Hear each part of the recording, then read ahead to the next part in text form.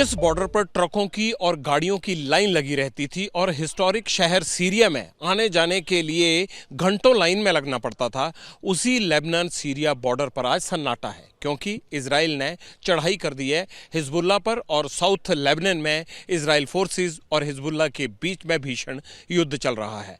मैं इस वक्त मौजूद हूं लेबनान और सीरिया के उसी बॉर्डर पर जहां पर सन्नाटा पसरा हुआ दिखाई दे रहा है।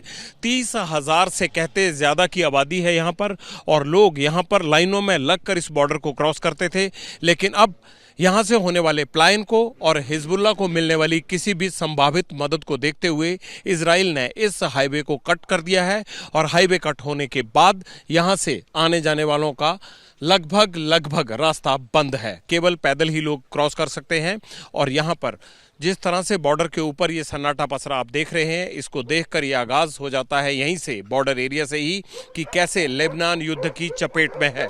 यहाँ पर इक्का दुक्का गाड़ियाँ पहुँचती हैं, ज़्यादातर घरों में लोग नहीं हैं। 30,000 से ज़्यादा लोगों को यहाँ से इवैक्यूएट किया जा चुका है या फिर वो सीरिया भाग चुके हैं। अब तक 1.2 मिलियन लोग जो हैं वो शरणार्थी के तौर पर साउथ लेबनान से बाहर शिफ्ट हो चुके हैं, या तो राजधानी बेरूत की तरफ चले गए हैं या फिर उनको सीरिया में पनाह लेने के लिए जाना पड़ा है। कहा यह जा रहा है कि 1.25 लाख से ज़्यादा लोग सीरिया की तरफ निकल गए हैं। हालांकि सीरिया कोई शांत प्रदेश नहीं है, सीरिया कोई शांत राज्य नहीं है, सीरिया कोई शांत कंट्री नहीं है, लेकिन बावजूद उसके लोगों को ये लगता है कि इजराइल से बचना है या हिजबुल्लाह के बीच जो लड़ाई इजराइल के साथ जारी हुई है उससे बचने के लिए उन्हें किसी पड़ोसी मुल्क में शरण लेनी पड़ेगी। लिहाजा इस बॉर्डर की ये आप सीधी तस्वीरें देख रहे हैं।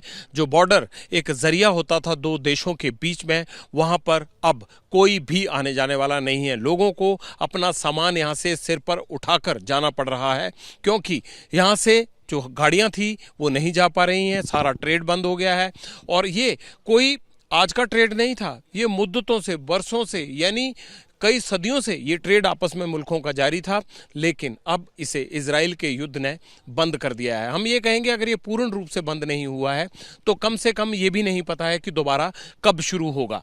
लेकिन ये युद्ध सिर्फ इजराइल अकेले नहीं लड़ रहा है। हिजबुल्लाह को मारने के लिए, हिजबुल्लाह को हमेशा के लिए ख़त्म करने के लिए, जहां ईरान एक तरफ से इजराइल के खिलाफ खड़ा हुआ है, वहीं अमेरिका इजराइल के पीछे खड़ा हो गया है। यानी ये युद्ध अब पूरे वेस्ट एशिया का युद्ध बनता जा रहा है। लेकिन इस युद्ध को रोकने के लिए अगर कोई निर्णायक भूमिका निभा सकता है तो एक बार फिर यूक्रेन और रशिया के युद्ध की तरह ही रशिया और भारत ही इजराइल और इस लेबनान के कन्फ्लिक्ट को खत्म करने के लिए कोई बीच का रास्ता निकाल सकते हैं, क्योंकि रूस और भारत दोनों ही ऐसे एलाइज हैं जिनका चाइना और अमेरिका के साथ कोई ना कोई ब्रिज का रास्ता है। बड़ा सवाल ये उठता है कि क्या अमेरिका इस युद्ध को और एक्सपेंड करेगा? जो हालात आज यहाँ पर लेबनान और सीरिया के बॉर्डर पर हैं, या जो प्रॉक्सी कंट्री दोनों देशों के साथ पीछे से युद्ध को हवा दे रहे हैं या युद्ध को सपोर्ट कर रहे हैं, क्या उन देशों के बीच ये युद्ध और बढ़ाने की एक तरह से कोशिश हो रही है या इसे रोकने की कोशिश हो रही है?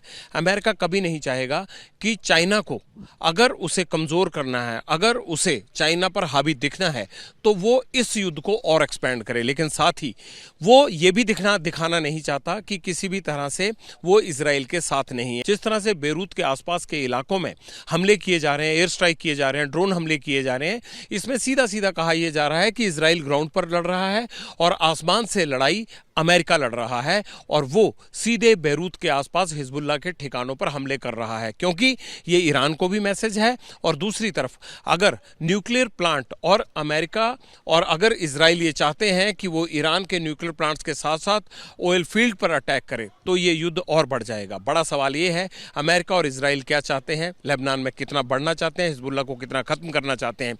लेकिन जिस जमीन पर मैं खड़ा हूं, यहां से एक मैसेज बड़ा साफ निकल कर आता है। लोग कहते हैं कि हिजबुल्लाह डिलीट नहीं होगा, यानी हिजबुल्लाह को खत्म नहीं किया जा सकता। हाँ, उसे इतना कमजोर जरूर किया जा सकता है कि फिर कई सालों तक वो जिस तरह से अब इजराइल के खिलाफ डटकर खड़ा हो गया है, या अपने प्रॉक्सी देशों की मदद से वो जिस तरह से इजराइल को आंखें दिखाने की कोशिश कर रहा है, वो नहीं कर पाएगा।